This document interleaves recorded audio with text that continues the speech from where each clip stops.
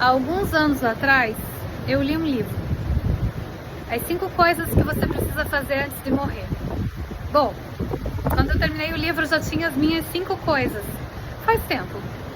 E eu fui atrás delas. E foi um momento muito legal. Vou até mostrar pra vocês aqui que eu estou na praia e está chovendo e está frio, mas está muito bom mesmo assim. Então, nesse momento que eu terminei de ler o livro, eu comecei a minha saga de resolver aquelas questões pendentes.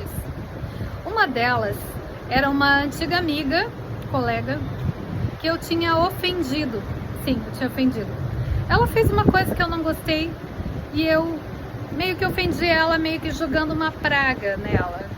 Feio de falar isso, mas foi isso. A gente teve uma briga, ela deu em cima de um namorado meu, não vou falar nomes aqui, e não me convidou para o aniversário dela, dizendo que não ia ter festa, mas convidou o meu namorado e só ele para festa. E daí eu liguei para ela, falei um monte de coisa para ela e me arrependi do que eu falei, porque eu joguei uma coisa e disse assim: por isso que você vai ficar. E depois de alguns anos, muitos anos depois, eu não estava mais com ele, mas eu fui lá pedir perdão para ela. E ela disse que não lembrava daquilo, mas eu sei que ela lembrava. E eu me senti leve depois que eu pedi perdão. Me senti leve mesmo, porque eu me senti muito mal no momento que eu tinha falado aquilo para ela há muitos anos atrás.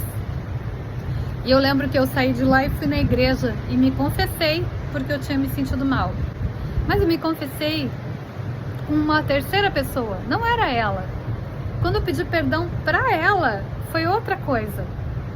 Precisava? Não, mas me libertou, não foi a ela que eu libertei. Talvez eu tenha libertado ela, não sei, mas me libertou. Eu fui atrás também de pedir perdão e de encontrar e fazer se conhecer o pai da minha filha mais velha.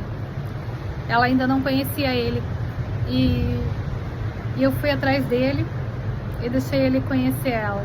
Convive? Não, mas eu fui atrás, eu pedi perdão pela minha parte. Se ele não fez a parte dele, não é um problema meu, mas eu fiz a minha. E foi muito importante para mim, porque aquilo me libertou novamente. Sempre tem a ver com a gente.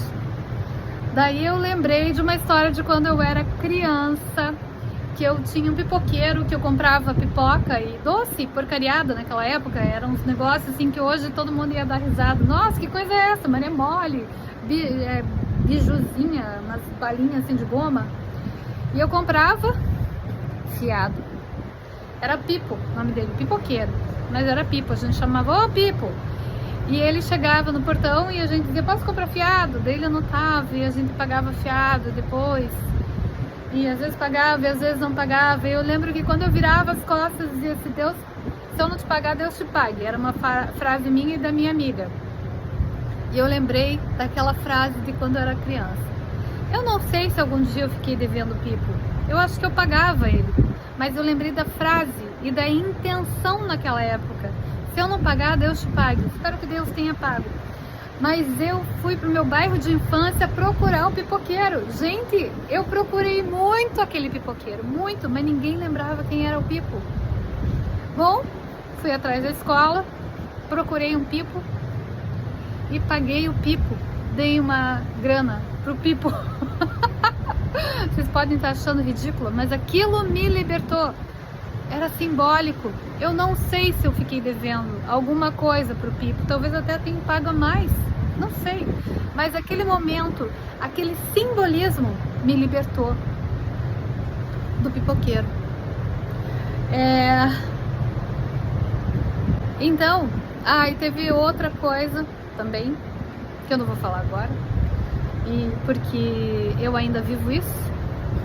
Mas olha só, o pipoqueiro, a mulher, o pai da minha filha mais velha e mais 2 questões. E eu consegui me perdoar, eu consegui limpar tudo isso. Um deles foi encontrar um professor da faculdade que eu queria falar com ele. E eu fui atrás dele. Eu lembro que na época eu fui na faculdade e falaram que ele tinha morrido. E eu pensei, nossa, mas que estranho. Eu achei que não, porque a minha sensação é que ele estava vivo. E falaram que ele tinha morrido. Bom, depois de um tempo, eu soube que ele não tinha morrido. Tinha me passado que quem tinha morrido era a pessoa errada. E eu fui até a casa desse meu professor falar com ele. Gente, e foi libertador para ambos, porque ele estava passando por uma experiência de duplicidade na vida dele. Ou seja, ele vivia numa dimensão e em outra também, e ele sabia que as duas eram reais. E eu fui a primeira pessoa que conseguiu conversar com ele. E foi fantástico, foi maravilhoso. Então, o que a gente faz, a gente guarda.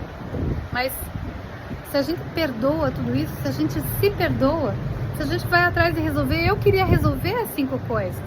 E eu resolvi as 5 coisas. Eu podia só ter perdoado as 5 coisas e também estava tudo certo, porque tudo é no nível da mente. Mas para mim, aquela experiência era importante que eu fosse lá e resolvesse. E eu consegui fazer isso.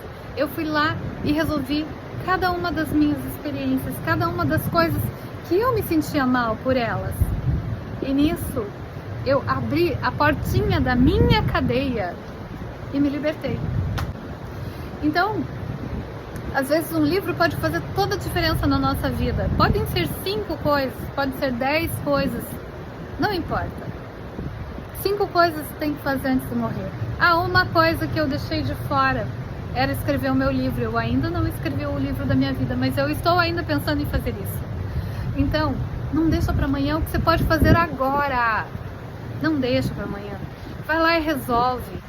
Porque não é o outro que você está resolvendo, é você mesmo.